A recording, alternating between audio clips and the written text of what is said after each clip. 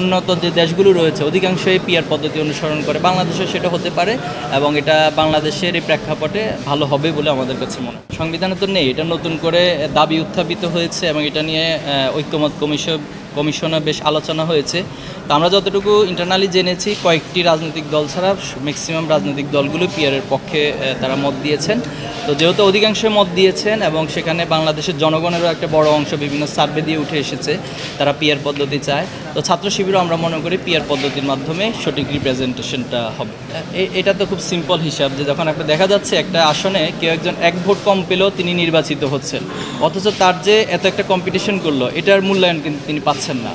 কিন্তু যখন সামষ্টিকভাবে পিআর পদ্ধতিতে হবে তখন সকলেই যে রেশিওর আলোকে তাদের সংসদের প্রতিনিধিত্ব থাকবে এবং তারা যে টোটাল ভোটারদের সাপোর্ট পায় সেটার প্রতিনিধিত্ব করার সুযোগ তৈরি হবে। তো আমি মনে করি পৃথিবীর উন্নত যে দেশগুলো রয়েছে অধিকাংশই পিআর পদ্ধতি অনুসরণ করে, বাংলাদেশেও সেটা হতে পারে এবং এটা বাংলাদেশের এই প্রেক্ষাপটে ভালো হবে বলে আমাদের কাছে মনে হয়।